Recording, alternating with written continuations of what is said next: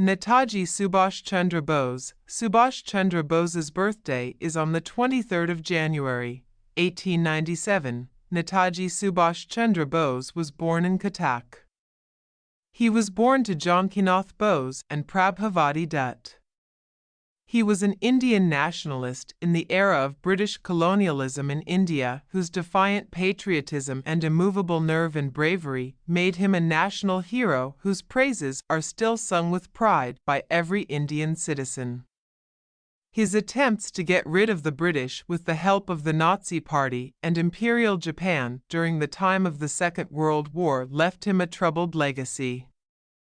Although every Indian feels proud by hearing his name, it was not the case during the freedom struggle, especially in the INC, where he often faced clashes of ideologies with Gandhiji, and he did not get the recognition that he deserved. Let us take a look into the life of this extraordinary yet unsung hero. In honor of his contribution to the freedom struggle recently, it was announced that his birthday is celebrated as Parakram Divas, as Parakram translates to courage in English, thereby recognizing his immense contribution by calling his birthday the Day of Courage.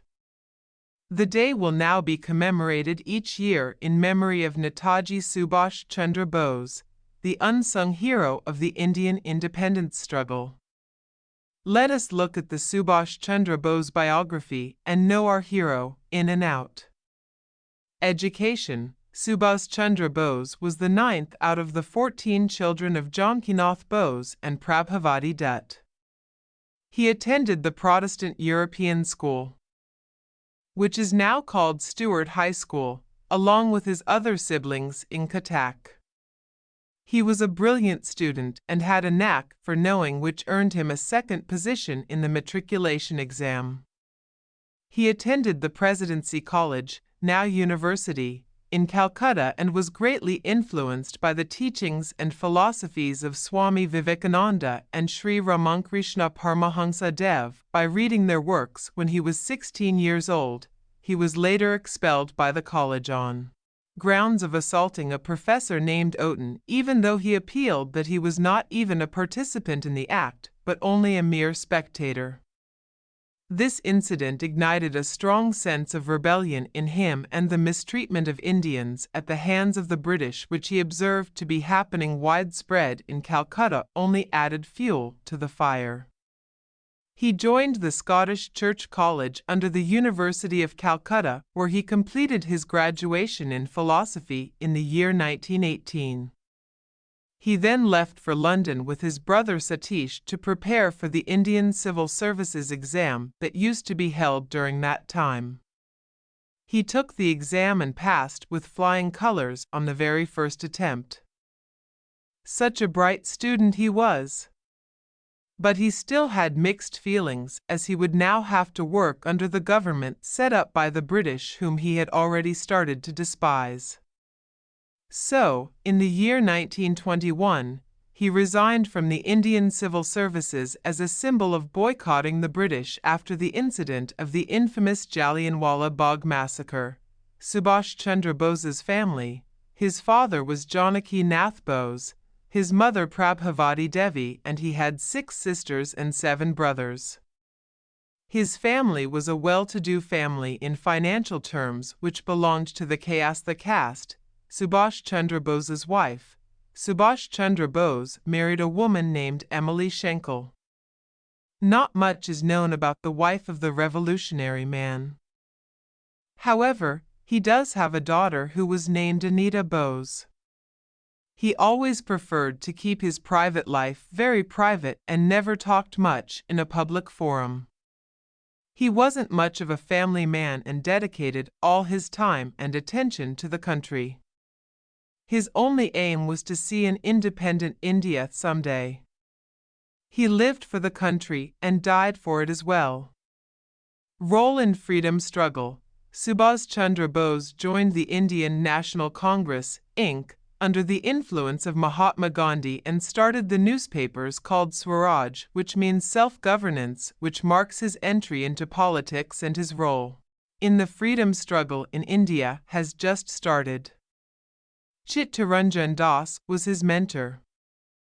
In the year 1923, he became the president of the All India Youth Congress and became the editor of the newspaper Forward, started by C.R. Das himself. He had also been elected as the mayor of Calcutta back then. He gained leadership spirit and made his way up to the top in the ink very soon. In 1928, the Motilal Nehru Committee demanded Dominion status in India, but Subhash Chandra Bose along with Jawaharlal Nehru asserted that nothing would satisfy other than complete independence of India from the British.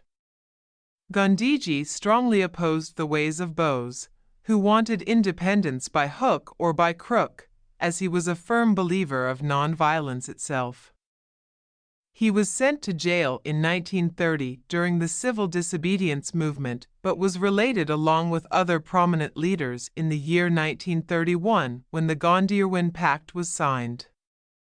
In 1938, he was elected as president at the Haripura session of the INC and re-elected at the Tripuri session in 1939 by competing against Dr. P. Sitaramaiah, who was supported by Gandhi himself.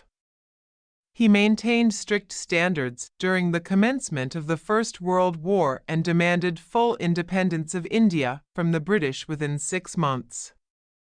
He faced vehement objections from inside the Congress, which led him to resign from INC and form a more progressive group called the Forward Bloc.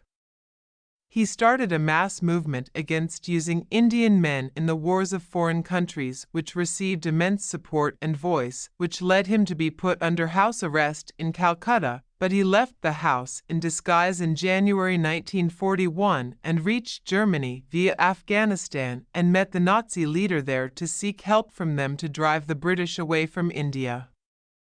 He also sought help from Japan.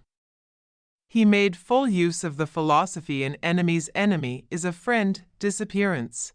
In July 1943, he arrived in Singapore and took over the reins of the Indian independence movement started by Rash Bihari Bose and organized the Azad Hind Fauj, which is also known as the Indian National Army. It was at this time he was hailed as Netaji, by which he is commonly referred to even today. The next few events have been blurry in the history of their struggle for independence by him. The INA liberated the Andaman and Nicobar Islands, but when it reached Burma, bad weather conditions, as well as the defeat of Japan and Germany in the Second World War, forced him to retreat. He is rumored to have been killed in a plane crash in Taipei, Taiwan on August 18, 1945. Even though it is widely believed that he was still alive for many years after that.